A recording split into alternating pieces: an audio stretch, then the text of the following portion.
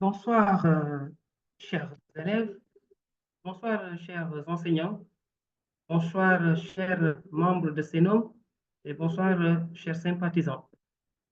Nous revoilà aujourd'hui une autre session de synthèse, comme nous l'avons fait durant toute cette semaine, en passant des SVT, des sciences physiques, revenant au niveau des SVT.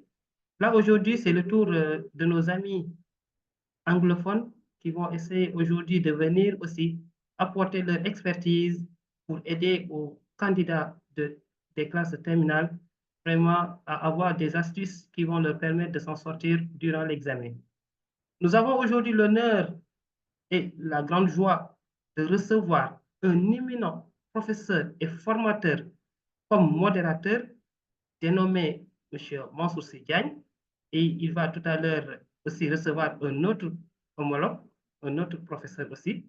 Et aujourd'hui, nous avons l'honneur aussi d'accueillir des professeurs, des enseignants issus de la région de Louga, comme nous vous l'avions dit au début, que les professeurs seront puisés de Dakar dans toutes les régions du Sénégal, donc raison pour laquelle aujourd'hui l'honneur revient à la région de Louga.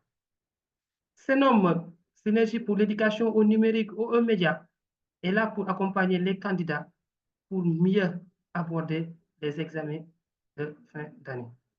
Donc, avant de donner la parole à notre cher modérateur Mansour Diagne, nous allons remercier notre présidente Maïmouna Diakhaté et sa collaboratrice Aïssatou Ndiaye, qui est chargée de la coordination des synthèses, mais sans oublier notre partenaire Amina Diagne, directrice générale de MINAPRO, qui nous a donné sa licence pour qu'on puisse dérouler ces sessions de formation, ces sessions de synthèse. Donc, je vais essayer de céder la parole à notre doyen, M. Mansour Diagne, et nous allons apprendre aujourd'hui l'anglais. OK, doyen, let's go.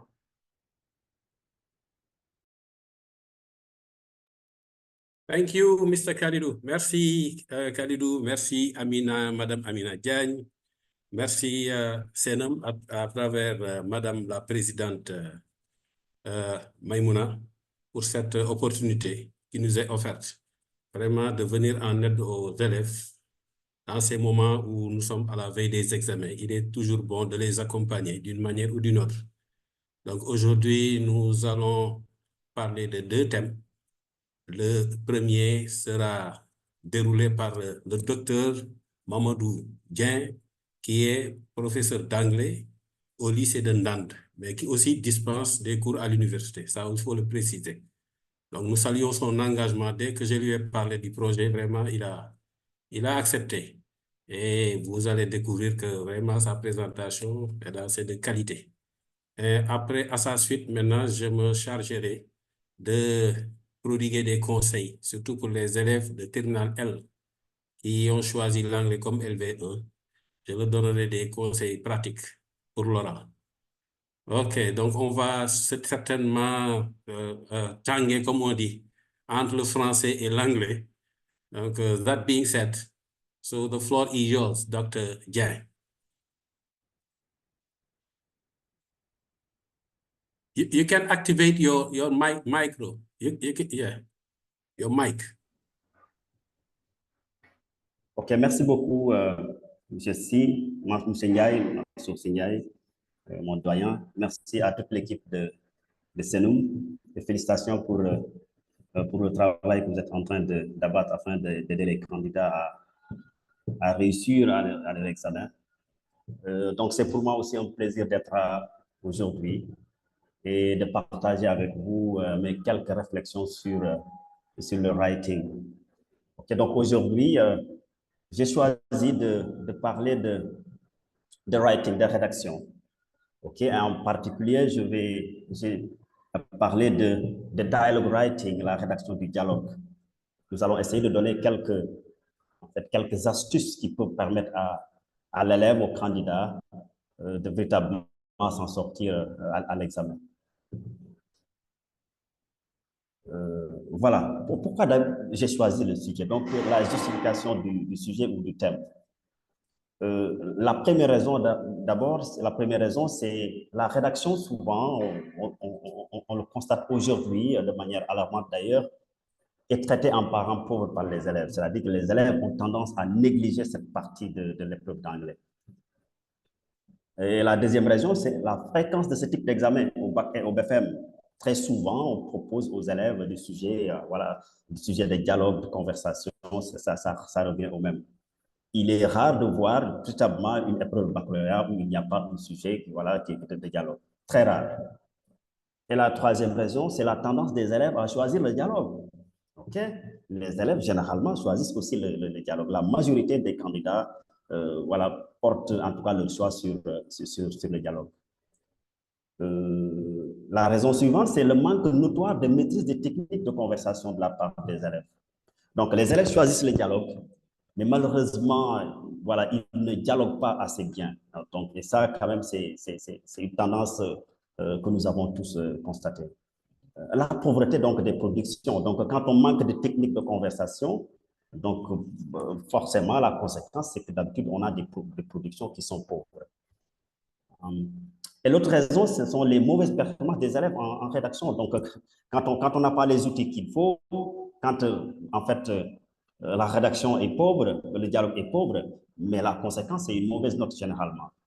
Et ça, quand même, c'est une situation quand même, qui nous tient à cœur et qui nous fait très mal, nous autres profs d'anglais.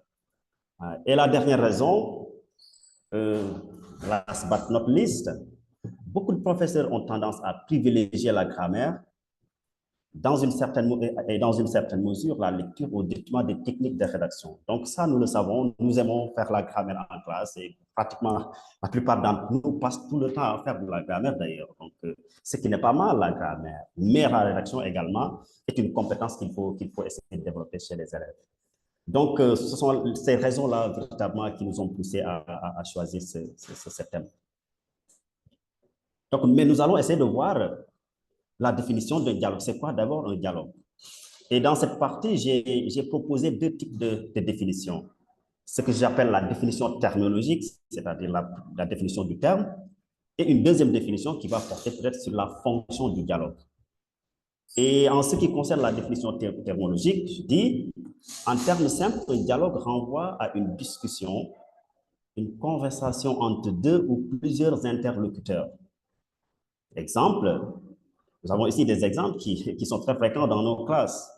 OK, doctor-patient, OK, docteur et patient, médecin et patient, teacher-students, OK, journalist-expert, OK, journaliste-expert, mother-daughter, OK, mère-fille, etc. OK, donc ici, on a un dialogue, une discussion entre deux personnes, entre deux interlocuteurs, notamment. Et généralement, dans l'épreuve d'anglais, les termes dialogue, discussion, conversation ou même interview signifient la même chose. Donc, quand on dit write a dialogue, write a conversation, write an interview, c'est toujours la même chose. Ça revient à vous demander de rédiger un dialogue. Et la définition fonctionnelle, c'est quoi en fait la fonction d'un dialogue? Donc, l'objectif de tout dialogue est d'explorer un thème précis ou chercher à résoudre une problématique soulevée par un sujet. Donc, l'élève doit alors se conformer aux exigences de la consigne en restant dans le sujet et en essayant dans son dialogue de résoudre la problématique pendante. Donc, un sujet de rédaction, c'est toujours un problème qui est soulevé. Donc, le candidat doit se mettre à l'esprit que dans son dialogue, il doit tout faire pour résoudre ce problème. Okay? Un sujet de dissertation, c'est une résolution de problème à travers une dissertation. Même la lettre également, dans l'épreuve, est une résolution de problème à travers un autre type de rédaction, ici, la lettre. Donc, le dialogue également vise à résoudre une problématique, à explorer un problème. Maintenant, les types de dialogue, il y a bien évidemment plusieurs types de dialogue. Et le type le plus fréquemment proposé en tout cas aux élèves, c'est ce qu'on appelle le dialogue simple. Et dans ce genre de dialogue, l'élève est concepteur du dialogue, c'est-à-dire qu'il lui appartient de créer seul toute la conversation à partir d'un problème, thème soulevé par un sujet. Donc, le dialogue simple, les élèves le savent, ce sont les types de dialogue que les gens, en fait, souvent pratique dans les classes tous les jours. Donc, on vous demande de créer un dialogue à partir d'une situation de communication, d'un contexte. On vous demande de créer un dialogue tout seul. Il y a un exemple de sujet. Samba is a civil servant working in an office that delivers important documents. An impatient visitor proposes him a lot of money to immediately receive his documents, which normally takes a week to be available. Write their dialogue. Ça, c'est le bac de 2017.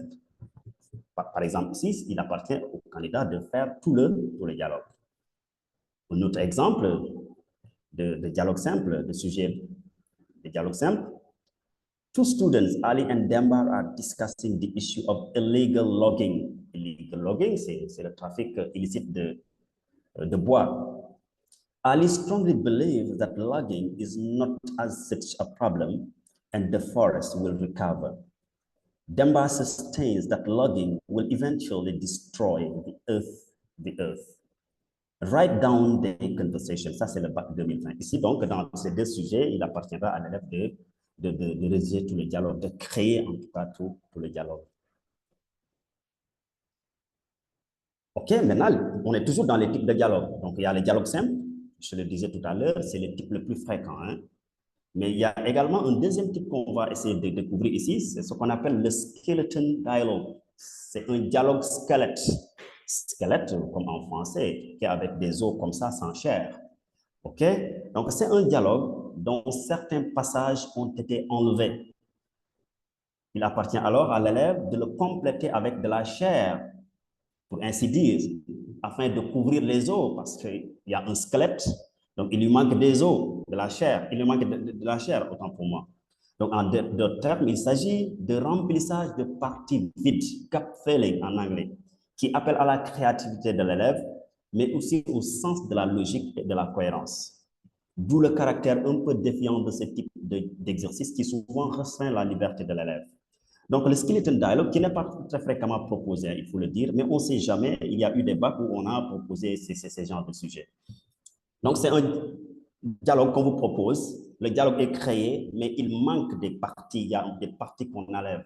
Et on demande maintenant aux élèves de lire le dialogue et de compléter. Donc, ici, l'élève doit véritablement être très créatif et surtout être logique, parce qu'il y a une logique qu'il faut suivre. Donc, l'élève, en quelque sorte, manque de liberté dans la construction de ce dialogue-là. Et c'est pourquoi c'est un dialogue qui peut être très abordable pour un élève qui a une certaine maîtrise de la langue, mais par contre, il peut être aussi un peu défiant si le problème de la langue se pose. Voici un exemple de sujet. J'ai cherché dans les archives du baccalauréat, mais je n'ai pas trouvé beaucoup de sujets de skeleton dialogue, de type skeleton dialogue.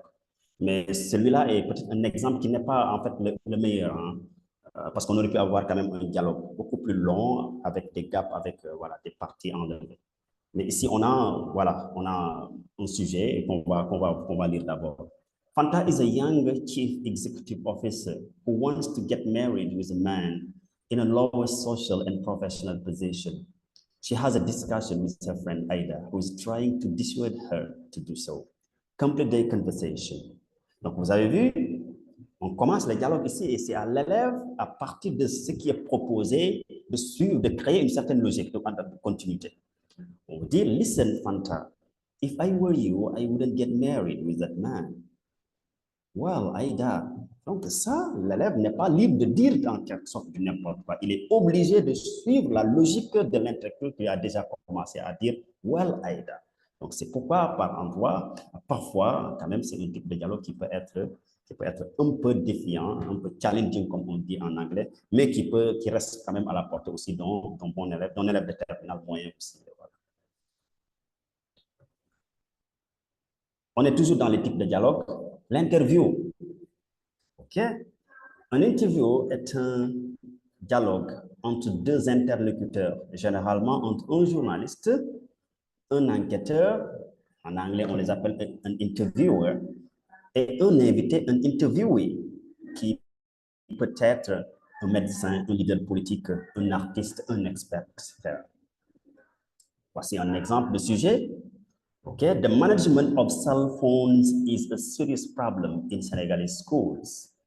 As a reporter is simply a journalist, of the English Club's newspaper, you want to have the schoolmaster's point of view about the issue. Write down the interview. Donc, ici, vous allez avoir, l'élève, c'est la journaliste qui va devoir poser des questions au chef d'établissement. Donc, c'est ça qu'on appelle interview, c'est un dialogue entre un journaliste, un expert, etc., où les gens se posent des questions, voilà, qui sont répondues par l'invité. Ok, donc, nous devons donc retenir qu'il y a trois types de dialogues. Il y a the simple dialogue, les dialogues simples. Il y a le skeleton dialogue. Il y a aussi l'interview. Ok? Maintenant, les parties constitutives d'un dialogue. Il y a combien de parties dans un dialogue? Ou bien, quelles sont les différentes parties qui composent un dialogue? Okay. D'abord, il faut ce qu'on appelle un paragraphe introductif, introductory paragraph. C'est quoi sa fonction? Il décline de manière brève le contexte du dialogue en précisant l'identité des personnages, des interlocuteurs, le sujet de discussion, donc l'identité des personnages, le sujet de discussion, le moment et éventuellement le lieu du dialogue. Autrement, il répond aux questions who, qui parle, what, de quoi parle-t-on, when, quand, le moment, and where, où, et même how, comment. Comment sont les personnages? Quelle est l'attitude ou le sentiment de ces personnages en ce moment même? Donc, les noms des personnages, le thème de discussion du sujet, le moment, donc le temps, et le lieu de discussion. Donc, il faut faire remarquer que les réponses à toutes ces questions peuvent se trouver dans le sujet. Donc, au cas contraire, peuvent être inventées par l'élève. C'est pourquoi le paragraphe introductif, malheureusement, souvent laissé en rade par les élèves, permet à l'examinateur de prendre la mesure de la compréhension du sujet par l'élève. Donc, c'est extrêmement important. Et comme je l'ai dit dans le document, le constat qu'on a fait, c'est que beaucoup d'élèves passent sous silence cette partie du dialogue, la présentation de la situation de communication. Or, l'élève, avant de commencer le dialogue proprement dit, doit présenter de manière exhaustive la situation, le contexte de communication, en déclinant l'identité des personnages, les personnes qui parlent, le sujet de discussion, le moment et le lieu du dialogue. Ensuite, après ce petit paragraphe qui ne fait pas partie du dialogue proprement dit, mais qui introduit le dialogue, on va entrer maintenant dans le dialogue proprement dit. Donc, la discussion va commencer. Donc, il est généralement composé, le dialogue proprement dit, de 3 parties. Il faut toutefois préciser que ce décompte n'est pas figé et systématique, car certaines parties peuvent être nécessaires ou peu pertinentes au gré du contexte. Donc, le nombre de parties que vous avez dans un dialogue dépendra du contexte et ça, on va voir. OK? Donc, 3 parties. Donc, la première partie, c'est la socialisation, ce que nous appelons en anglais socialization, et les présentations, en anglais greetings and introductions. Donc, ce sont les échanges de civilité et d'adresse identitaire qui marquent le début de rencontre, qui ouvrent la voie aux discussions. Donc, when you say good morning, how are you, what's your name, where do you live, etc., what is your job, etc. Tout ça, ça entre dans le cadre des greetings and introductions, de la socialisation et des présentations. Donc, cette partie ne peut pas avoir sa raison d'être lorsque, tout à l'heure, je disais tout à l'heure en ici, que certaines parties peuvent ne pas être nécessaires selon le contexte. Et c'est ce que je suis en train de montrer. Cette partie peut ne pas avoir sa raison d'être lorsque les interlocuteurs se connaissent au préalable ou lorsque l'objet du débat ne se prête pas à la courtoisie. Par contre, lorsque le contexte s'y prête, cette partie revêt une importance capitale en ce qu'elle permet à l'élève de disposer d'éléments d'ouverture du dialogue et d'embrayer de manière subtile sur le sujet de discussion.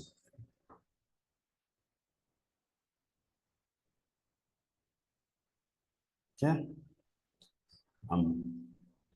Ensuite, nous allons entrer on est toujours dans les parties du dialogue, le développement ou discussion du sujet. Donc, on dit on a 3 parties. il y a les salutations, les présentations et tout cela, qui sont extrêmement importantes, mais qui peuvent ne pas être nécessaires également si les deux parties en discussion, en conversation se connaissent déjà. OK? Il y a le développement, après cette partie, donc les salutations et socialisations, il y a le développement ou discussion du sujet. C'est sans doute la partie la plus importante de l'exercice. Elle est la raison d'être du dialogue. S'il est possible de se passer de la première partie dans certains contextes, il n'en est pas le cas, il n'en est point le cas pour la discussion du sujet qui attirera particulièrement l'attention de l'examinateur. L'élève devra alors y étaler toutes ses compétences rédactionnelles et communicatives. Il devra donc ça, ce sont les différentes tâches de l'élève. Ce que l'élève doit faire véritablement dans la discussion du sujet. La discussion du sujet qui est véritablement la partie la plus centrale, la raison d'être même du dialogue. L'élève devra donc rester dans le sujet et discuter du thème. Ne pas errer, sortir, parler de choses qui ne sont pas intéressantes. Donc, rester dans le sujet. Argumenter les opinions des interlocuteurs. Donc, l'élève devra se mettre à la place de chaque interlocuteur et argumenter les opinions. Chercher à convaincre par des exemples, donc des arguments, des exemples.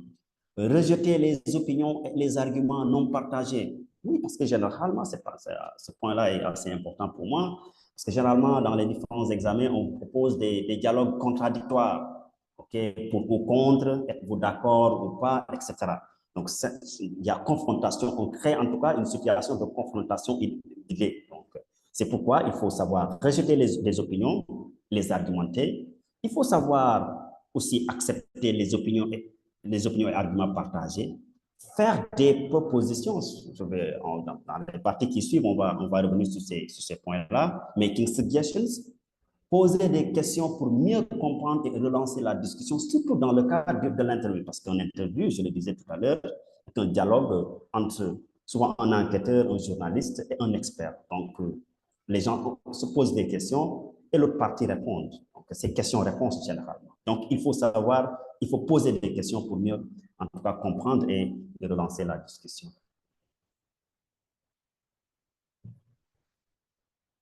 On est toujours dans les parties, donc on a évoqué le paragraphe introductif, ensuite la première partie, le dialogue en tant que tel, qui commence par les présentations, ensuite la discussion du sujet, donc véritablement la partie centrale, le développement du dialogue. Et maintenant, on est à la dernière partie du dialogue, conclure un dialogue, comment terminer un dialogue. Cette partie comporte deux volets. Elle doit tout d'abord informer à travers la discussion des interlocuteurs du dénouement ou résultat du débat. Qui a réussi à convaincre, qui est d'accord in fine, qui ne l'est pas. La discussion s'est-elle terminée en queue de poisson? Donc, elle doit en définitive être un moment d'adieu. Donc, il y a deux parties, c'est-à-dire à travers la discussion des deux interlocuteurs, on doit sentir qu'il y a quelqu'un qui a convaincu ou bien qu'il n'y a pas eu en tout cas, de convergence de vue. Elle doit en définitive être un moment d'adieu, de farewells. En anglais, quand on dit des goodbye, see you next time, de remerciements, thanks, etc. Thank you very much. It's nice of you. I appreciate your help. De courtoisie et même de prière quand vous dites God bless you, tout ça. Donc, ça, ce sont les adieux. Là, c'est la dernière partie, on termine. On se quitte en quelque sorte. La pertinence de cette phase, de la conclusion, tout comme la première partie, peut dépendre aussi du contexte. Je le disais, les salutations, les présentations dépendent du contexte. On ne salue pas, on ne se présentera pas devant quelqu'un qui vous connaît déjà. Mais également, cette dernière partie, également, les remerciements, les adieux également. Je donne un exemple. Par exemple, un locuteur qui n'est pas content peut ne pas dire ses adieux, encore moins exprimer ses remerciements à la partie adverse. Donc, si le débat est trop houleux, vous n'avez pas obtenu en fait vos objectifs, mais vous pouvez être amené à ne pas dire goodbye, thank you à votre interlocuteur. Donc, le contexte est très important. Attention, la conclusion n'est pas une partie à part qu'on sépare physiquement du reste de la conversation, donc ça fait partie du dialogue. OK? Elle est partie intégrante du corps du dialogue. On doit juste la sentir à travers les échanges entre les locuteurs. OK? Donc, quelques recommandations. On va vous donner ici just some recommendations. OK? Quelques recommandations pour vraiment réussir son dialogue. Et la première recommandation, c'est discuss enough the topic. Il faut discuter assez le sujet. Parfois, on reste fréquemment sur notre, on reste sur notre faim quand on lit certaines copies. Parce qu'il n'y a absolument rien. Il y a des élèves, ils saluent, ensuite, au lieu de parler du sujet, c'est des bye-bye, goodbye. Donc, ça veut dire qu'ils n'ont même pas discuté du sujet. Donc, il faut discuter du sujet, parler du problème, résoudre le problème parce qu'on vous l'a dit, un dialogue cherche à explorer une problématique et à résoudre une problématique. Don't forget that you are artist. Donc, ce n'est pas your, mais c'est you are artist. Donc, un rédacteur d'un dialogue est un artiste. Et un artiste, qu'est-ce qu'il doit faire? C'est le troisième point ici, la troisième recommandation. Un artiste doit montrer son talent artistique. OK? Un artiste doit être inspiré. Un artiste doit être créatif. Un artiste doit être inventif. OK? Tout ça, c'est pour dire la même chose. Inspiré, creative, inventive. Imagine possible true to life scenario. Donc, c'est des scénarios qu'on s'imagine. OK? Donc, souvent, je dis à mes élèves, dans un dialogue, ici, on est en train on cherche à ce que l'élève fasse parler son génie créateur.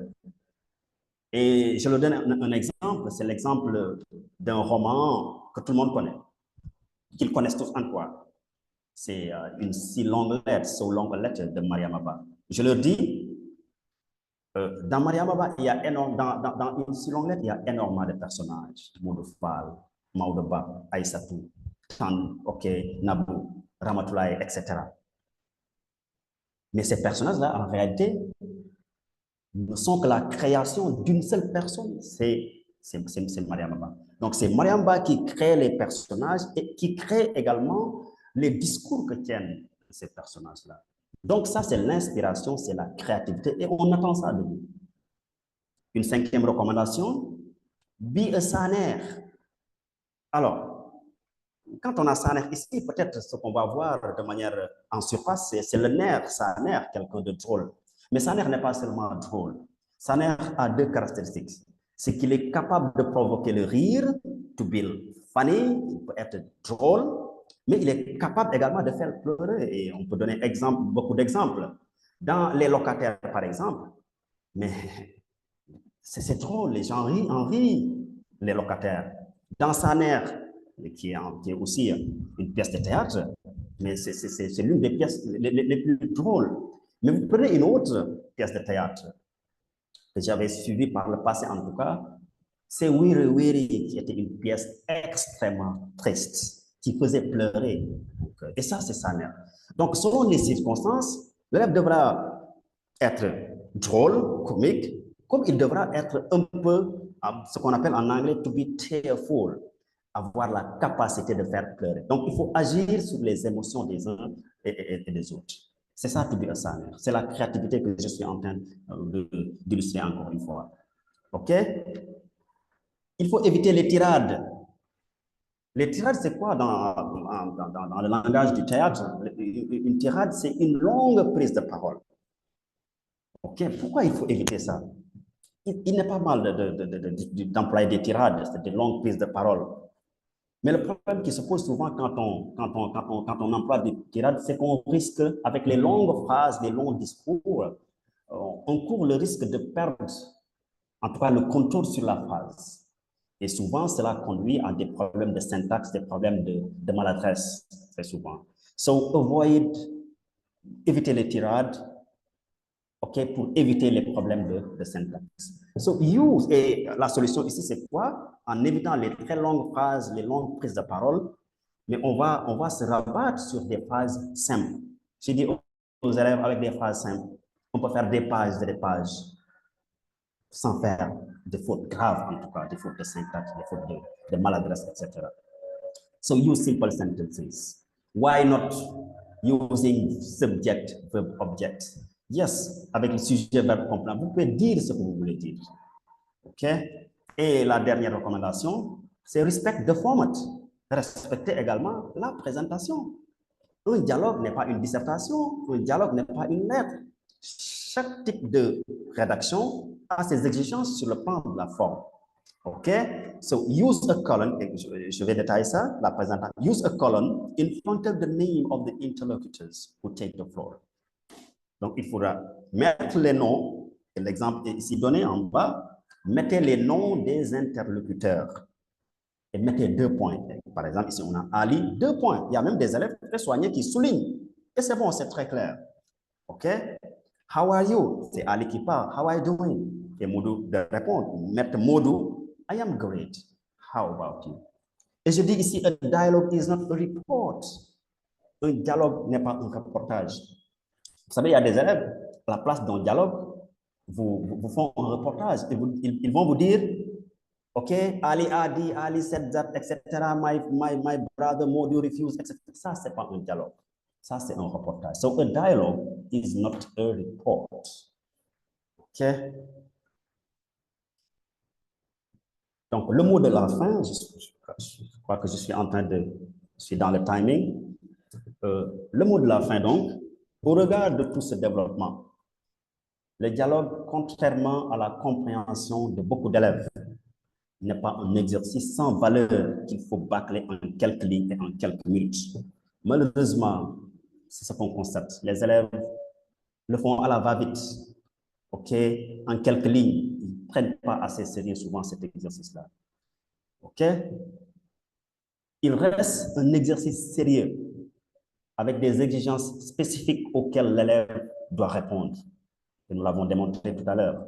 Toutefois, je reste convaincu qu'avec un peu de volonté, la volonté est importante, de concentration et de dynamisme intellectuel.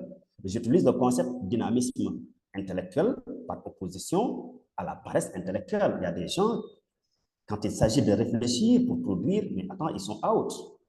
OK? Donc, ce type d'exercice peut et doit être à la portée de tout élève de terminale moyen, pas un excellent, mais moyen et sérieux aussi. Parce qu'on peut être excellent, on peut être moins et ne pas être sérieux. Par contre, quand on est sérieux et moyen, on doit pouvoir réussir l'exercice, en tout cas du dialogue, et avoir une bonne note, 4 et même 5. Moi, parfois, je donne à certains de mes élèves 5 sur 5, 5,5 sur 6 ou même 5 sur 6, parce qu'ils font souvent, il y en a qui font de très bons dialogues. Et je suis certain que si vous respectez en fait les recommandations qui viennent d'être prodiguées, vous pouvez vous en sortir, Inch'Allah. Donc, thank you guys for your kind attention.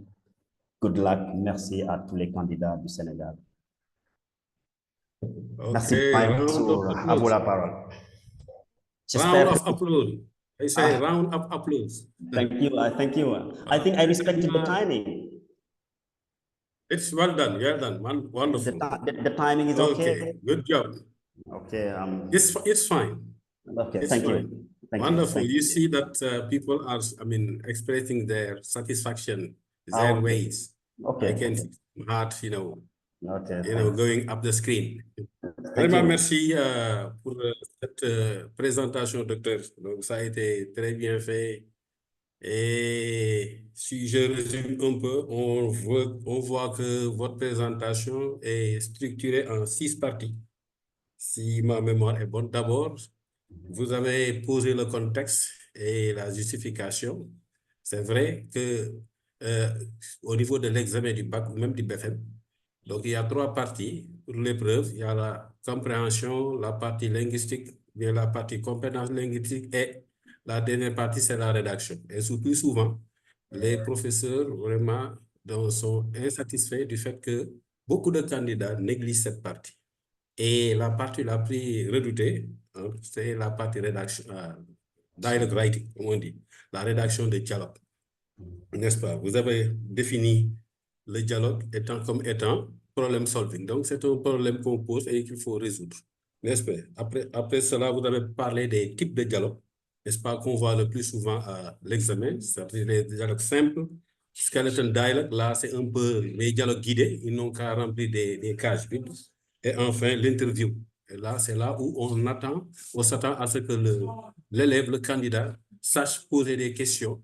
Voilà, parce qu'il y a des jeux de questions-réponses. Et là, c'est plus challenging, comme on dit.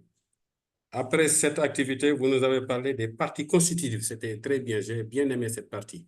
Quel est le format? Là, on allie le fond et la forme. N'est-ce pas? Il y a le fond et la forme.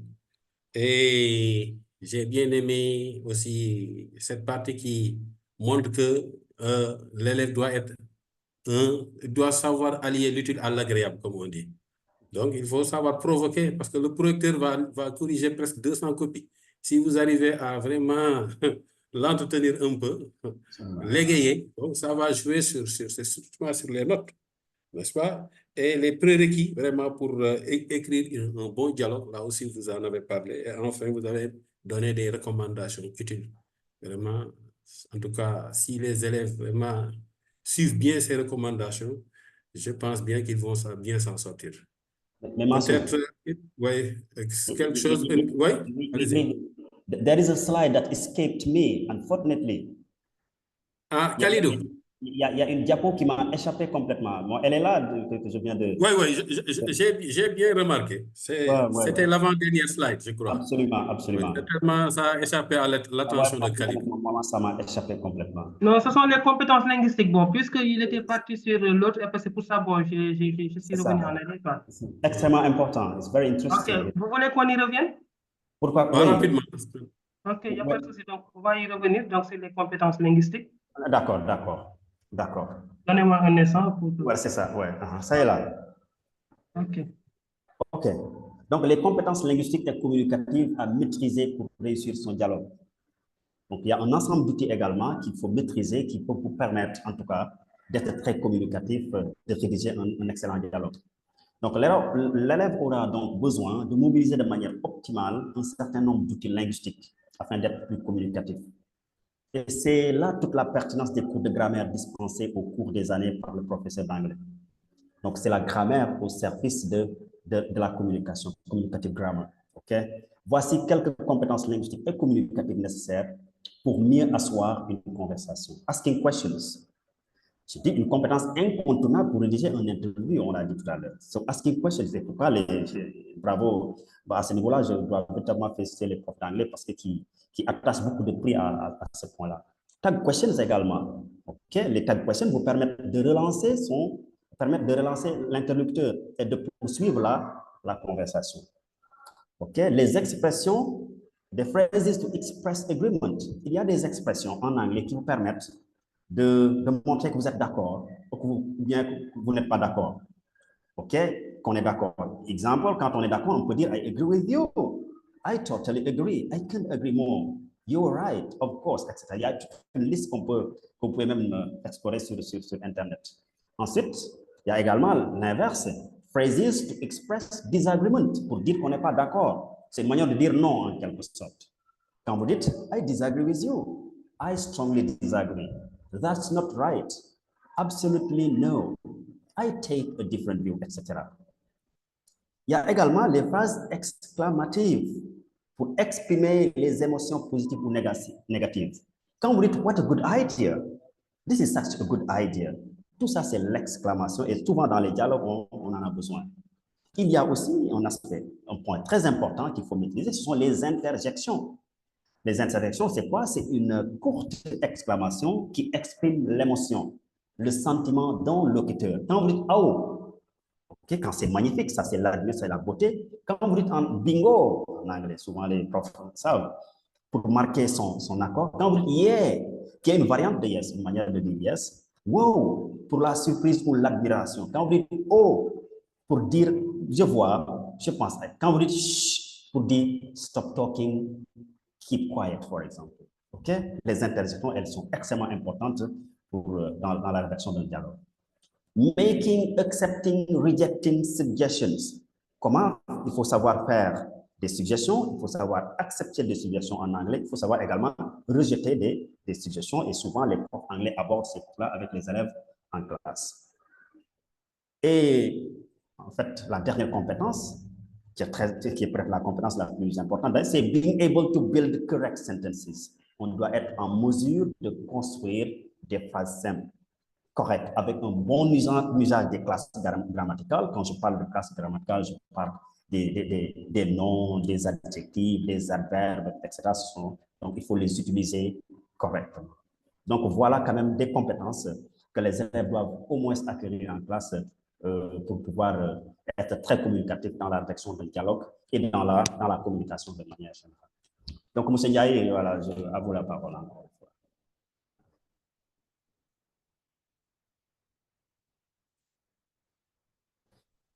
Mansour, vous avez la parole.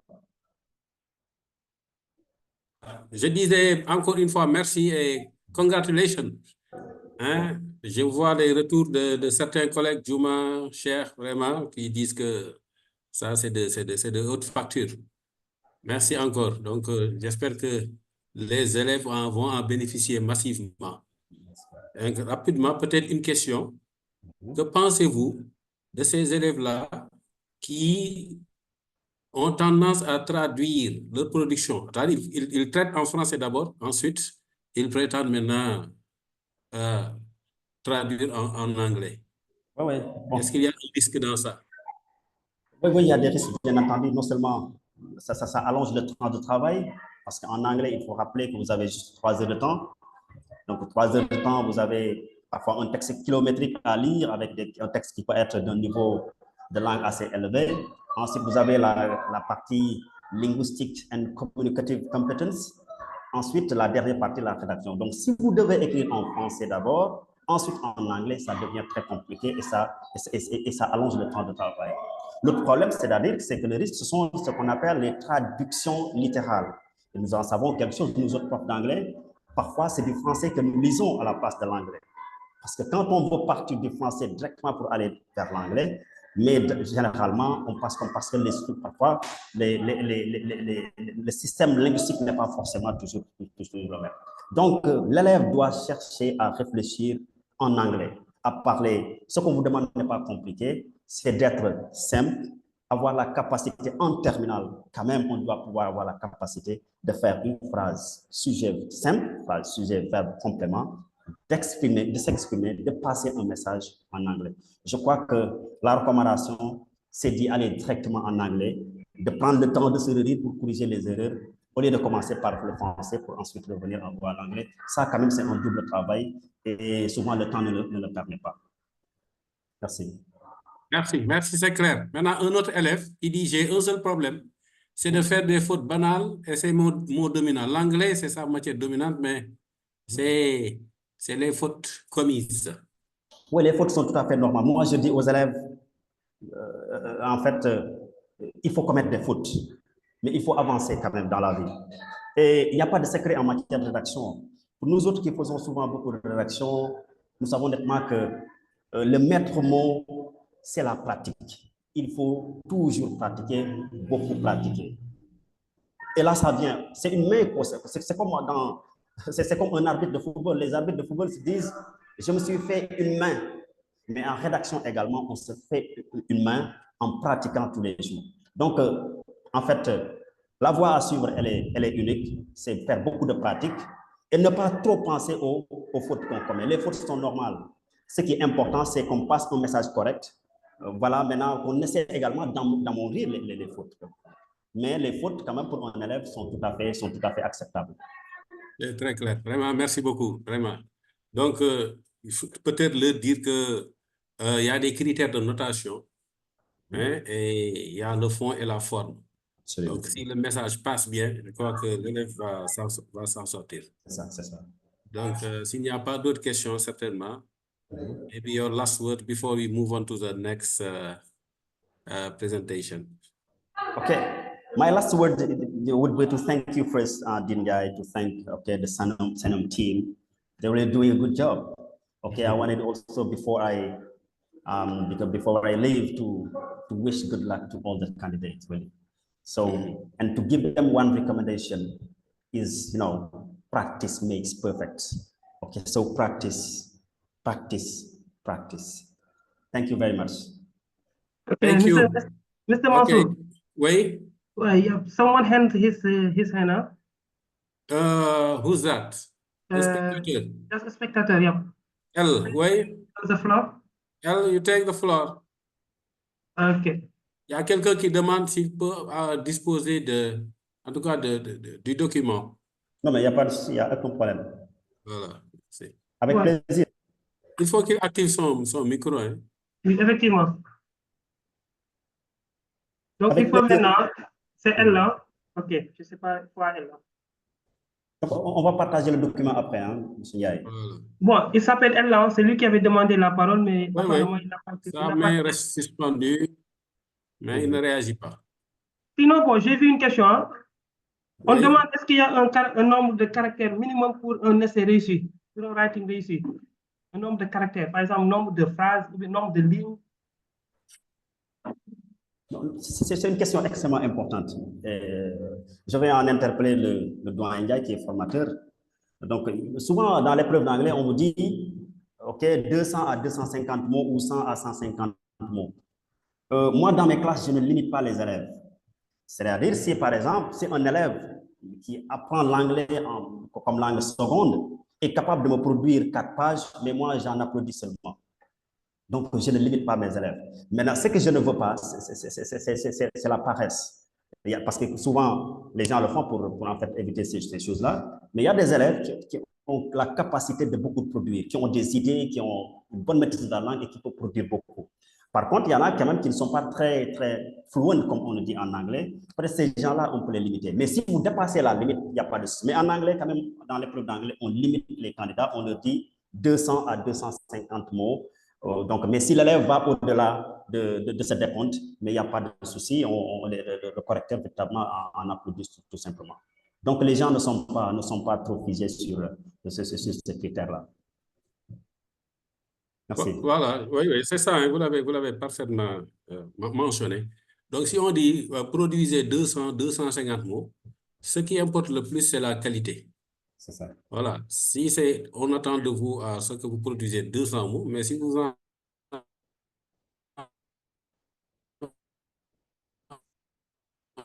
si vous en mettez 220, 230, c'est bien.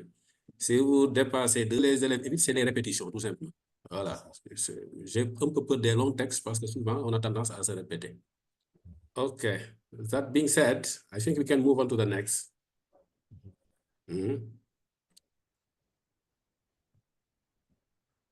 Est-ce que je peux... Oui, oui, oui, vous avez la parole maintenant. Vous pouvez partager votre écran par vous-même. OK. OK.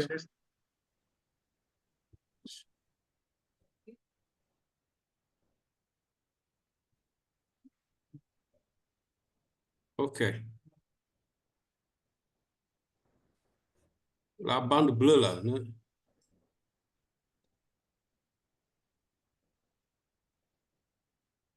Khalidou. Oui. On voit, vous êtes en train de, vous avez partagé hein, en ce moment. Oui, oui, je ne parviens pas à déplacer la bande bleue, là. Quelle bande bleue? Non, ça va partir, ça va partir, ça va partir d'un moment à un autre, ça va partir. Oui, oui. Ou bien j'ouvre pour vous le document, si vous voulez. Est-ce que, parce qu'il y a une application, je ne sais pas si vous l'avez, Slido. Je ne sais pas si vous l'avez. Oh. Laissez-moi voir.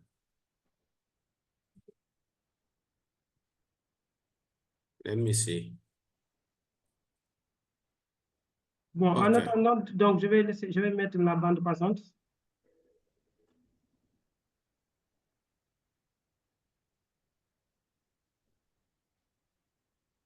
Tableau blanc.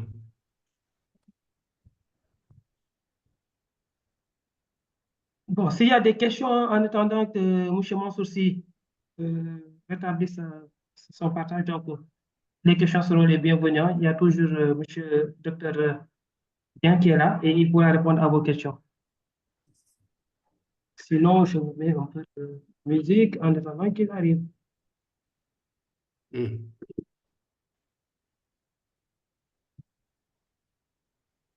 OK.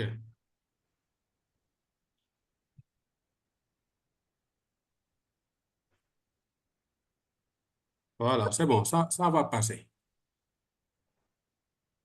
OK, vous pouvez partager donc.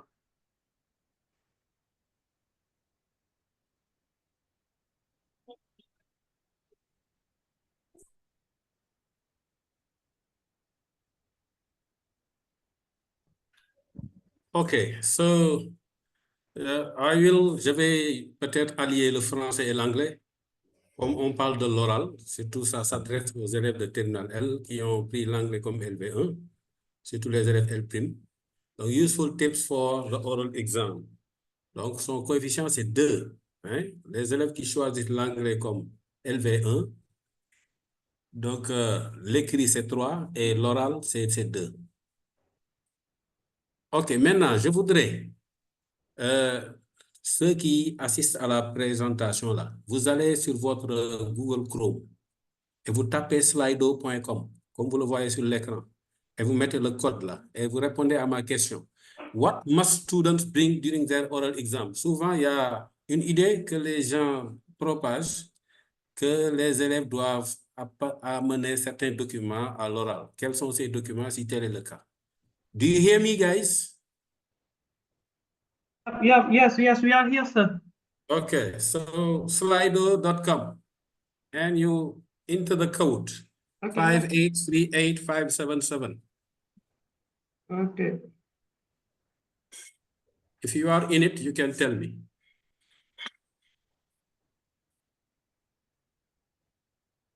Three minutes for that.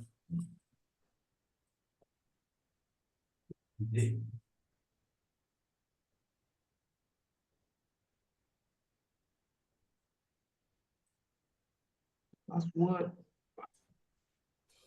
Are you there? Asking password. Huh? The password. Yes, it's here. 5838577. You don't see it. C'est au niveau de l'écran. Yep. À gauche. Si je peux avoir 2, 3 réponses, c'est bon.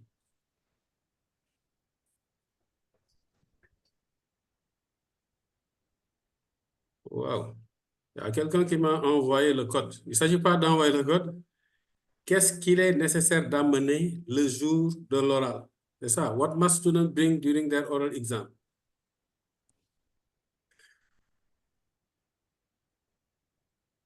Just type letters, not numbers. Les réponses, ce n'est pas des chiffres, mais c'est les mots.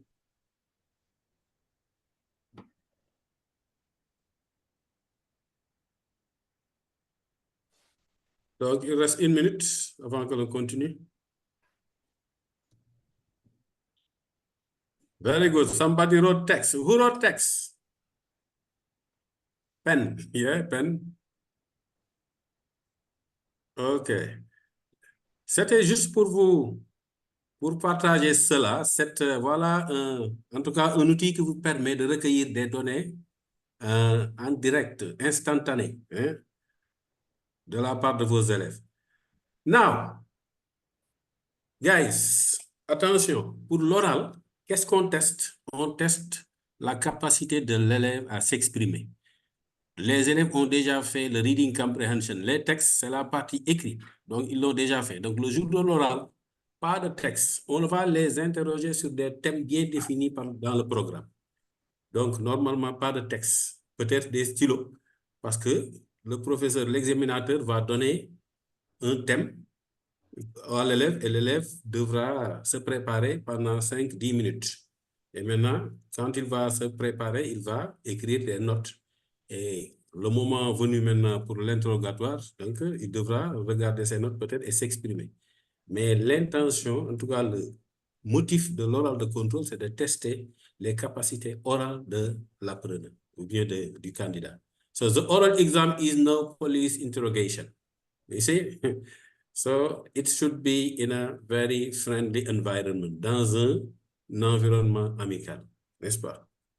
Et ensuite, what is oral assessment? Definition.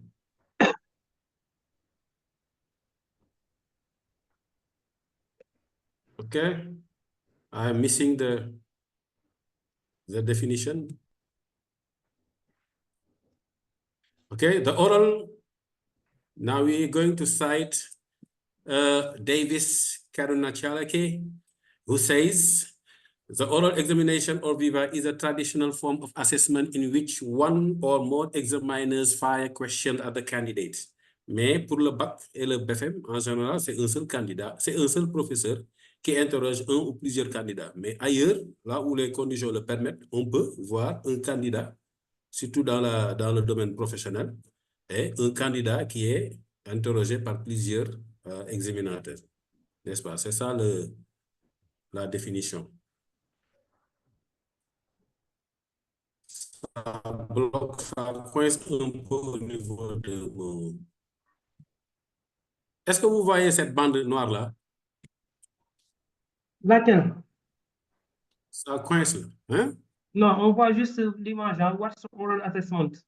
Et la Sorry? définition. On voit juste what's oral assessment et la définition plus l'image. Hein. Ouais, c'est bon. Maintenant, je voudrais passer à l'image suivante, mais ça bloque, ça n'avance pas. Can you share your screen then?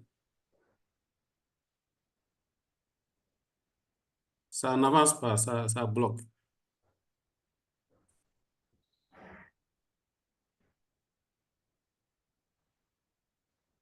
Ça, c'est le caractère imprévisible de la nouvelle technologie.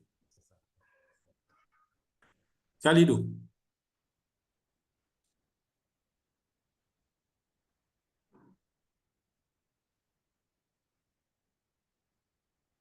Khalidou, vous me recevez?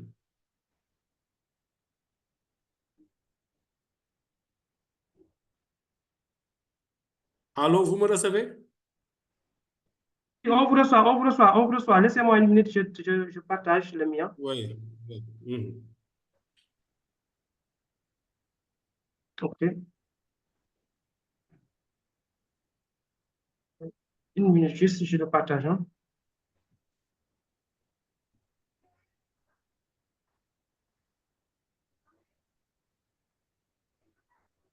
Sorry about that.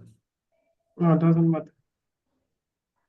Or je peux réessayer. Hein? Je peux réessayer. OK, allez-y. Ça ne va pas toujours. Ça ne marche pas. Hein? OK, laissez-moi partager donc.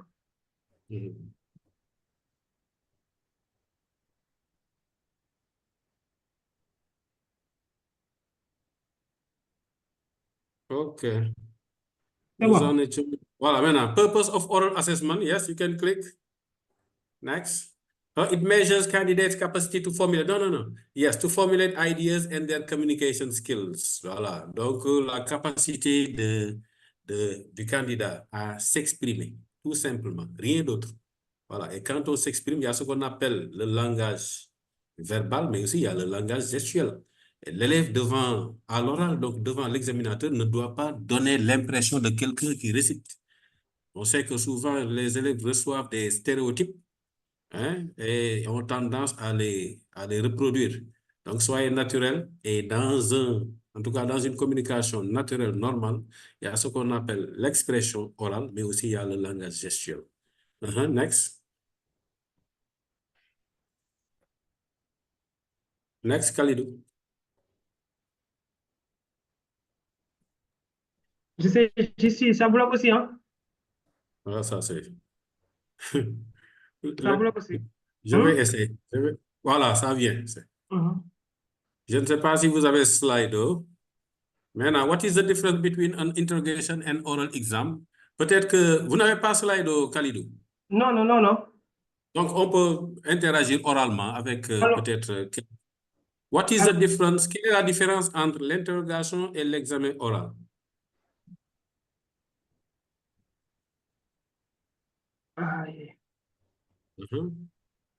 Donc, interrogation, c'est un vocabulaire un peu judiciaire. Voilà, c'est un vocabulaire judiciaire et nous sommes dans le secteur de l'éducation. Donc, le jeu du bac au BFM, ce qu'on fait, c'est l'oral, examen oral. Donc, on ne teste que la capacité. Voilà, it's not an interrogation. Donc, il ne va pas avoir une mine sérieuse, l'atmosphère doit être détendue. Donc, in a very, friendly way, right? Comment rédiger un essai? Il y a quelqu'un qui a posé une question, peut-être on reviendra plus tard. Le slide, le prochain slide, s'il vous plaît. OK, maintenant, quels sont les défis pour les candidats? Il y a ce qu'on appelle l'anxiété. Le plus souvent, c'est visible au niveau du visage. Okay? Oral can be highly threatening for candidates with resultant poor performance due to particular to. Vous voyez, cliquez. Language barrier, l'élève qui n'a pas assez de bagages, qui n'a pas de requis, qui n'a pas de vocabulaire requis pour s'exprimer. Donc, cela va se... Le thème, encore une fois, le jour de l'oral, ce n'est pas un texte qu'il faut amener. Le candidat doit venir muni de sa pièce d'identité. Une fois qu'il est bien identifié, il y a un thème qui lui sera présenté et il va préparer ce thème et il va en parler. So, limited knowledge of topic, le sujet qui lui est présenté, il n'a pas assez de bagages vraiment pour répondre aux questions. Or, immature rhetorical skills, le candidat n'a pas vraiment les capacités de s'exprimer, de relier, de faire des phrases, de faire des transitions, n'est-ce pas? Anxiety. Orals can be highly threatening for candidates with resultant poor performance due to language barrier, on l'a dit, limited knowledge of topic. Next. Immature, on l'a déjà dit, rhetorical. OK, foreign language anxiety. Next. Et on peut voir aussi que les symptômes qui peuvent apparaître peuvent inclure, pour n'en citer que certains exemples, oui. Sweating and shaking. L'élève va, même s'il est dans une salle bien climatisée, vous allez voir que l'élève va suer beaucoup et trembler. Vous voyez, vous avez l'image que j'ai mis à droite là qui reflète, par exemple, le cœur qui bat très vite. N'est-ce pas? Tout ça, c'est des signes. Quoi encore? Khalidou, next. Nausea and even fainting. On a vu par expérience des élèves qui, je ne sais pas, qui ont faim de s'évanouir ou pas, mais des élèves qui ont perdu vraiment le contrôle, le sang-froid. OK? Butterflies in the stomach. Peuvent avoir même des problèmes des maux de ventre même. Tout ça, c'est des symptômes pour des élèves qui ne sont pas prêts. Quoi encore? Stammering, ou bien des élèves qui vont même jusqu'à bégayer ou bien hésitent à vraiment construire des phrases. Donc, c'est à la différence d'un élève qui est bien préparé, vous voyez, qui est à l'aise, vraiment, qui a même envie que le professeur lui pose d'autres questions. Irrelevant thought, maintenant des pensées vraiment qui ne sont pas tellement pertinentes ou bien qui sont hors sujet. Voilà. Next. Et on va citer le programme scolaire en anglais. Qu'est-ce qu'il dit? Qu'est-ce qui doit être évalué? L'aptitude du candidat à s'exprimer de manière courante. On ne vous demande pas d'être comme les Américains ou bien comme les Britanniques, mais soyez intelligible. Utilisez un langage correct avec une variété de structures grammaticales. Oui, quoi encore? Utiliser des termes lexicaux appropriés et variés, appropriés au contexte. Si le thème porte sur le sport, vous devez avoir du vocabulaire approprié pour le sport. Si ça porte sur l'économie, même chose. Si ça porte sur l'environnement, même chose. Transmettre un message cohérent, logique, audible et intelligible. C'est tout ce qu'on demande, rien d'autre. On ne demande pas de réciter, on vous demande d'être, comme l'a dit tout à l'heure Dr. Dien, d'être créatif, d'être, en tout cas, inventif, n'est-ce pas? J'ai bien aimé ces termes-là. Next. L'aptitude, toujours, qu'est-ce qui doit être évalué? L'aptitude du candidat à, oui, utiliser différentes stratégies de communication, reformulation. Le professeur peut ne pas comprendre votre phrase, vous devez être capable de reformuler, de reprendre ce que vous avez dit, d'expliquer, de clarifier et d'illustrer. Et là, on a besoin d'un certain bagage d'expression toute faite, n'est-ce pas? Utiliser correctement aussi les fonctions et notions liées à différentes situations ou thèmes exploités. Non seulement c'est testé au niveau de l'oral, mais aussi même au niveau de la grammaire, les notions et fonctions. Les gens maintenant sont tellement familiers à ça. Prononcer les mots correctement et de façon à éviter toute ambiguïté, n'est-ce pas? Ça aussi, c'est très important. Mais l'attitude du candidat maintenant, ça c'est des conseils. Je m'en vais terminer avec ces conseils pratiques, n'est-ce pas? Avant l'examen d'abord, parce que l'examen, ça se prépare. Qu'est-ce qu'il faut faire? pour être un candidat prêt, converser en anglais avec ses camarades, amis ou bien membres du club d'anglais. Dans presque tous les établissements, collèges et lycées, il y a un club d'anglais. Donc, c'est le seul creuset où vous pouvez avoir des élèves de différents niveaux qui sont ensemble. Et ça bénéficie tout le monde. Interagir avec ses profs d'anglais, pourquoi pas? Dans la classe et même en dehors de la classe. Sur l'actualité. Ça aussi, c'est très important. On ne peut pas réciter ce qu'on n'a pas vécu. Ou bien on ne peut pas restituer ce qu'on n'a pas vécu. Comme on dit en Wolof, lo jangul doko tari. Maintenant, une fois devant l'examinateur, qu'est-ce qu'il faut faire? Être capable de se présenter.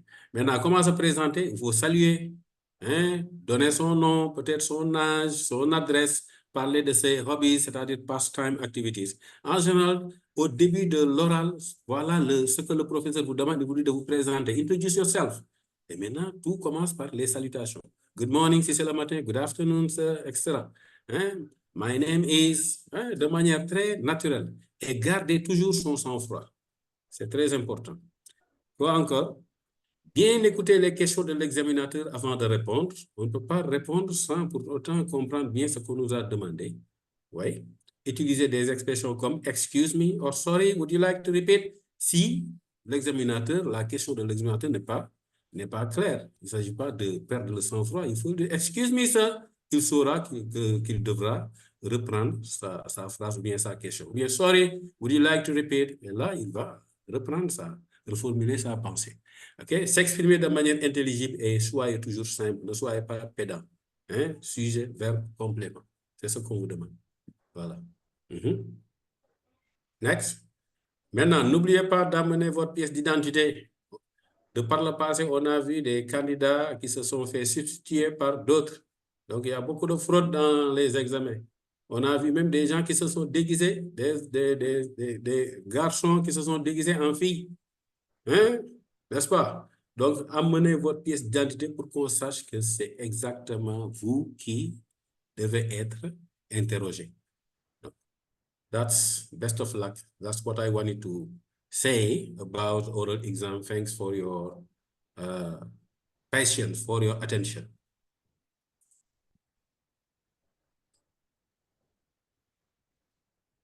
Merci beaucoup. Thank you very much. My pleasure. Yep, merci, thank you very much. My pleasure. Sinon, bon, moi, j'ai une question à vous poser. Souvent, on voit des fois des candidats, quand ils préparent l'oral en anglais, en allant, par exemple, sur un texte, ils résument le texte, c'est-à-dire, this text talk about, ainsi de suite, ils parlent. Et quand ils vont maintenant, si toutefois qu'ils vont à l'examen, ils sont prêts à réciter le résumé qu'on leur a déjà écrit. Maintenant, cela n'aurait-il pas ne pourrait-il pas avoir des conséquences, par exemple, si toutefois que l'examinateur me pose une question qui n'est pas de ce texte, comment je vais faire maintenant? Bonne question. Donc, souvent, on en parle aux élèves et même certains collègues aussi, on leur demande d'éviter des stéréotypes, c'est-à-dire de prendre un thème et de leur donner un texte. Et certains élèves ont tendance à parceriser ces textes et le jour de l'examen, le oral, ils ont tendance à restituer intégralement. Si bien que quand on leur pose des questions imprévues, si le professeur leur donne des stéréotypes, donc il y a des questions, on ne peut pas prévoir toutes les questions que l'examinateur peut poser. Donc, la meilleure façon, c'est de se préparer et de pratiquer, comme j'ai dit, avant les examens, de se mettre en situation. Mais le jour J, et quand ils restituent ce qu'ils font, l'examinateur saura que ça, c'est une récitation. Et en général, imaginez-vous, si c'est 3 ou 4 élèves qui sont de la même classe et qui sont interrogés par le même professeur, et là, le professeur, l'examinateur n'aura pas de peine à savoir que ça, c'est des stéréotypes. Donc, il faut préparer les apprenants à vraiment dépendre d'eux-mêmes, d'être créatifs. On ne leur demande pas de chercher la lune, mais aussi, il y a comme on dit, l'anglais, on l'apprend depuis la 6e. Donc, il est anormal qu'après 7 ans, que l'élève ne sache pas vraiment bien s'exprimer. L'expérience a montré que les élèves qui sont dans les clubs, vraiment, s'expriment très bien. Ils s'expriment très bien, ils s'en sortent bien. Alors, ils ont de très bonnes notes. Ou bien les élèves qui suivent l'actualité, parce que les questions ne sortent pas de l'actualité. Donc, encore une fois, donc pour nous résumer, à l'oral, ce n'est pas des textes à amener. Il y a des gens qui disent, j'ai fait 7 textes, j'ai fait 8 textes, j'ai fait 10 textes. Ce n'est pas le cas. C'est des thèmes qu'il faut aborder avec les élèves. Maintenant, en classe, faire des pratiques. Maintenant, des situations de vie réelle, des simulations. Maintenant, de vie réelle, maintenant, éviter de leur donner des textes standards. Voilà. Monsieur Ndiaye, Oui. félicitations d'abord pour l'excellente... Excusez-moi pour maintenant les imperfections de la nouvelle technologie. Hein. On avait Non, ça va, on raison, mais comprend. il y a eu des blocages. Il y a Il y a des pas choses qu'on ne peut pas prévoir. Ça, Voilà. il y a pas de souci, on fait avec. Voilà, ce sont les aléas d'éthique, comme on le dit. Donc, félicitations, vraiment, ça a été brillant comme présentation. C'est tout à fait normal. Je dis toujours que ce sont de vieilles marmites et les vieilles marmites font toujours la bonne sauce, comme on le dit. Donc, vraiment, félicitations et bravo à vous. Donc, j'ai deux questions à vous poser. Donc, une question d'un élève et une question d'un enseignant, d'un professeur. Donc, la question de l'enseignant, c'est quoi? Monsieur Ndiaye, en tant que formateur, qu'est-ce que vous pensez des performances des élèves à l'oral du baccalauréat? Parce que ce qu'on constate, c'est que les élèves obtiennent de très bonnes notes à l'oral du bac. Et à l'écrit, c'est tout à fait le contraire. Que pensez-vous de cette situation-là? C'est paradoxal, hein? Oui, oui. Ça, c'est Oui, la première allez-y, question. allez-y. Je vous laisse, ou bien je vous laisse le temps de répondre avant de Oui. revenir. Allez-y. Ouais, allez-y, je prends les deux questions. Voilà, par rapport au thème tout à l'heure, vous avez abordé, j'aurais dû même commencer par là. Les thèmes, parce que là, les gens sont un peu confus. Hein. Quels sont les thèmes exacts? Est-ce que ce sont les thèmes qui sont abordés en classe ou bien ce sont les différents thèmes qui sont abordés au cours du cycle? Parce que si vous regardez un peu le National Syllabus, pour chaque cycle, pour chaque niveau, il y a des thèmes qui sont proposés. Donc, quels sont les thèmes sur lesquels, en fait, l'examinateur doit insister? Est-ce que ce sont les thèmes qui sont abordés par le prof en classe de terminale ou bien ce sont tous les thèmes qui, en tout cas, figurent sur le programme national d'anglais? Merci pour les questions, Dr. Dien. D'abord, pour le paradoxe qu'il y a entre la performance des élèves à l'écrit et à l'oral. Donc, à l'écrit, vous savez que c'est anonyme. Donc, les professeurs corrigent vraiment et les feuilles sont... Il y a ce qu'on appelle l'anonymat, je ne sais même pas. Mais devant l'oral, il y a ce qu'on appelle le côté affectif. Là, on n'y peut rien. Il y a des élèves qui viennent avec une certaine mine et maintenant, c'est un peu subjectif. Et malheureusement, jusqu'à présent, on n'a pas de grille de correction uniforme. Chaque professeur est laissé à lui-même. Il donne son appréciation. Mais s'il y avait des grilles de notation et qu'on distille maintenant au niveau national et chacun s'y réfère, je crois qu'on aurait gagné à beaucoup plus de subjectivité, d'objectivité du moins. Mais tant que, voilà, tout le monde est laissé à lui-même, donc il donne.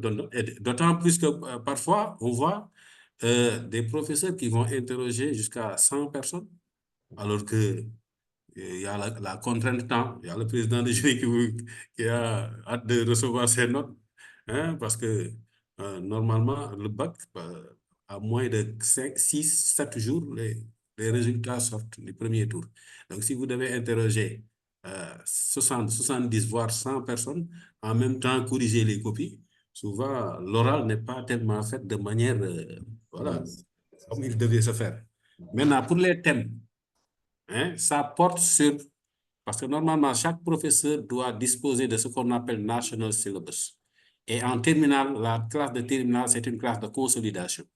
Ça doit porter sur tout ce qui a été étudié auparavant.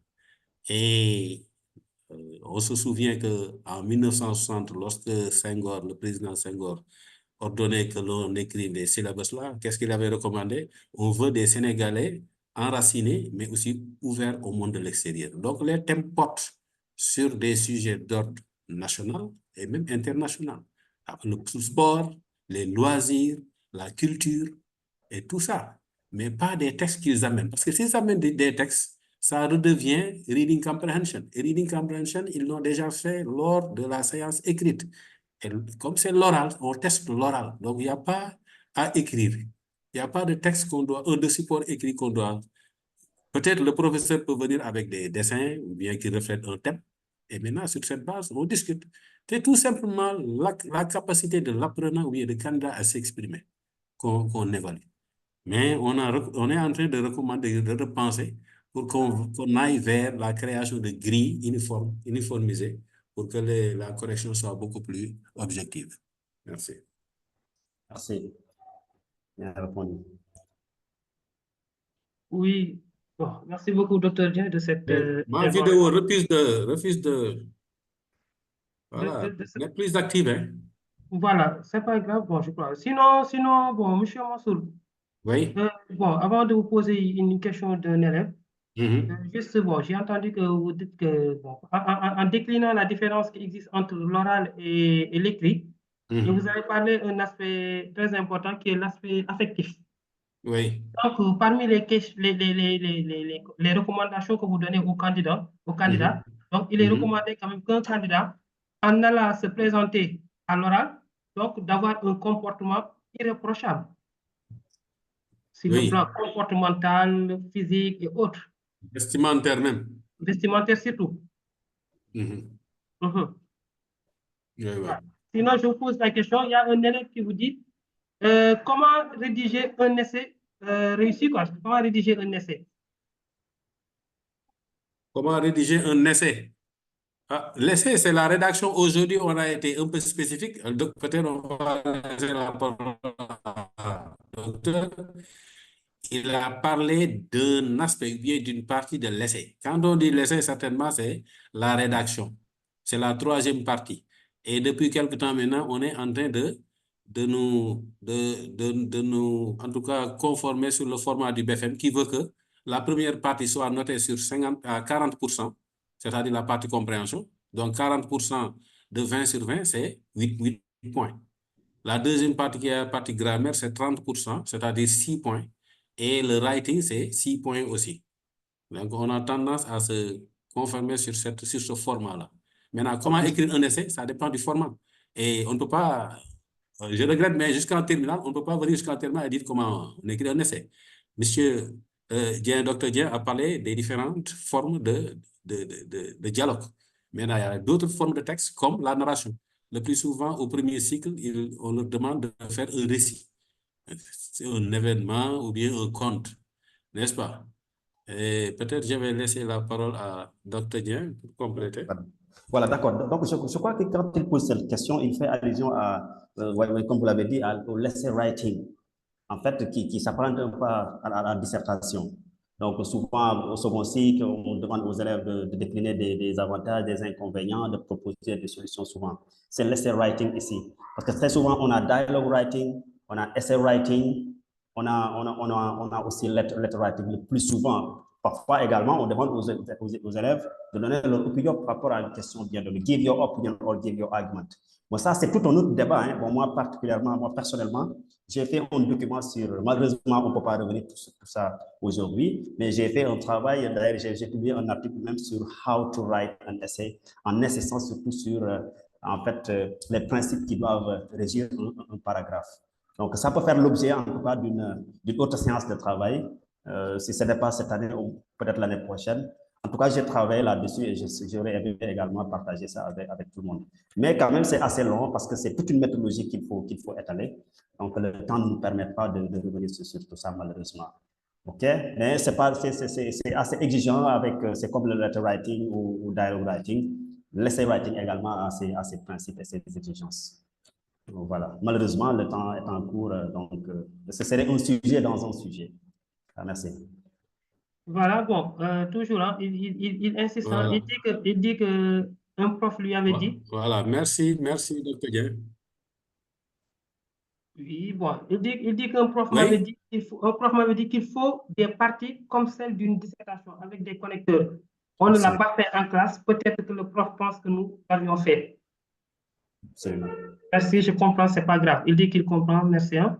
C'est ça. En tout cas, moi, j'aborde quand même l'essay writing en classe, de l'introduction à la conclusion. Donc, malheureusement, comme je l'ai dit tout à l'heure, le temps est court, on ne peut pas revenir sur toute la méthodologie, puisque, voilà, c'est beaucoup de choses à dire.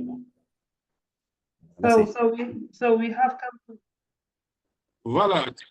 Yep. Pour dire à cet élève-là qu'on ne vient pas comme ça le demander d'écrire. Il y a un préalable.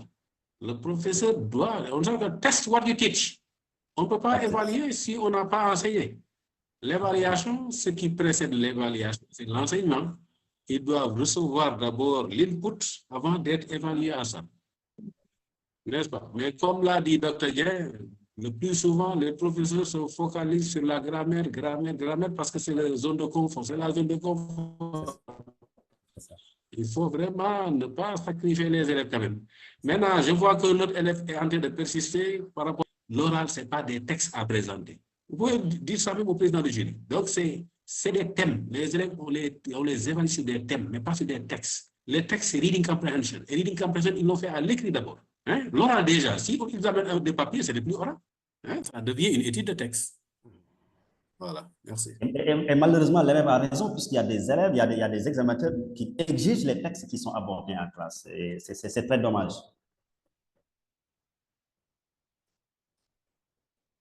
Merci. Okay, Mr. Mansour, we have come to the end of our session. Dr. Dieng and Mansour, your last word, please. So thank you, Khalidou. I am really proud of you, of Senum. Je le dis toujours, hein, Senum. Donc, c'est des gens c'est une famille. Et la magie de ça, on s'est connus pendant 2 ans, on a travaillé pendant 2 ans sans se voir. Ça, n'est-ce pas? C'est que l'année passée qu'on a commencé à se voir. Et j'aimerais inviter Dr. Dieng aussi à intégrer Senum et les autres collègues aussi. Non, il est déjà dedans. Il est déjà dedans. C'est ça. Je suis déjà dedans, absolument. Voilà, je le remercie parce qu'on est très contraint par le temps. Mais lorsque je lui ai parlé du projet, vraiment, il a accepté. Vous avez bien vu la qualité de sa présentation. Donc, il fait partie de nos valeurs sûres. Et j'ai dit vraiment bingo à Senum et à toute l'équipe, les infatigables. Je les appelle les infatigables. Machallah, on espère que ce qu'on a dit aujourd'hui sera très profitable aux élèves. Merci à tous ceux qui ont assisté. J'ai vu aussi des collègues dans l'ombre. Je vois des collègues de Louga, d'Ibololi que je vois. Je vois aussi les chers Samb et autres, Juma. Vraiment, merci pour tout. Oui, Dr. Dieng, votre dernier mot, s'il vous plaît. Oui, Mr. C, ouais, merci vraiment à vous. Merci à tout le groupe, à toute l'équipe. Merci à monsieur Ndiaye qui a porté son choix sur ma modeste personne. Donc, ce fut vraiment un plaisir. Je crois que j'ai beaucoup adoré l'ambiance et le climat dans lequel on a travaillé. Donc, n'hésitez pas quand même à faire appel à nos services. Nous le ferons nous rendrons service avec plaisir. Merci et à la prochaine fois, Inch'Allah. Voilà, merci beaucoup, Dr. Dieng, et merci beaucoup à aussi notre cher formateur, M. Mansour Sy Diagne, qui est formateur, je rappelle, c'est un formateur au niveau du CRFPE de Louga. Donc, encore une fois, c'est de la qualité que nous avons aujourd'hui, d'avoir un professeur d'université sur le plateau et aussi avoir un formateur au niveau du CRFPE de Louga. Ce n'est pas évident. Donc, très sincèrement, le choix a été fait. Il y a eu de la qualité. Encore une fois, merci et les élèves ont été très, très bien servis. Avant de donner le dernier mot, donc, je vais donner la parole à notre chère présidente Maïmouna Leye Diakhaté. Allez-y, présidente, vous avez la parole. Oui, merci beaucoup, Khalidou. Merci à tous. En fait, je voulais juste, comme Mansour dit qu'il y a des collègues qui le suivent, inviter tous les collègues qui veulent participer aux synthèses, quelle que soit la discipline, à se rapprocher de nous, donc en écrivant simplement un mail sur cette adresse mail que je vais mettre sur le chat pour pouvoir éventuellement participer à ces sessions de synthèse. Encore merci à Dr. Dieng et à Mansour. Voilà, merci beaucoup, présidente. Comme vous l'avez dit, tous les enseignants, tous les professeurs sont les bienvenus et nous attendons très sincèrement leur retour parce que ça va au bénéfice de nos chers candidats. Donc, il n'est jamais assez, il n'est jamais trop tard vraiment de bien faire ou bien d'aider ces jeunes élèves, ces jeunes candidats. Donc, sans plus tarder, nous allons essayer de donner l'antenne ou bien de fermer l'antenne. Mais l'essentiel, c'est qu'il faut comprendre que les sessions continuent et nous vous donnons rendez-vous certainement le mercredi 12, cette fois-ci avec nos amis philosophes. Et là, je crois que ça va être chaud. Parce qu'avec la philosophie, je crois bien que là-bas, les élèves auront, ou bien les gens auront vraiment la possibilité de mieux développer aussi, de donner leurs pensées. Et sans oublier, je vais donner la parole à notre coordonnatrice de toutes ces activités, Madame Aïssatou Ndiaye, avant de fermer. Merci Aïssatou Ndiaye, à vous.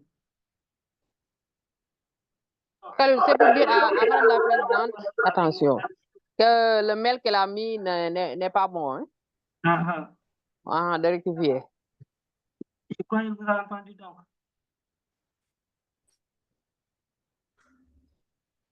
Donc, s'il est possible de réécrire le mail, et ça te dit que le mail n'est pas bon. Sinon, encore une fois, merci beaucoup, Dr. Dieng, et merci beaucoup, Mansour Sy Diagne aussi. Et nous vous disons merci beaucoup, chers internautes, merci beaucoup, chers élèves, merci beaucoup, chers collègues. Et nous souhaitons la bonne chance à tous les candidats du Sénégal, et plus précisément aux candidats qui sont là en train de suivre nos sessions. Encore une fois, merci beaucoup, et nous vous donnons rendez-vous le mercredi 12, Inch'Allah, pour aborder la philosophie. Allez, bye bye, et vous pouvez nous retrouver sur nos différentes plateformes, à savoir sur Facebook et sur YouTube. Allez, merci beaucoup et bye bye. Et ciao.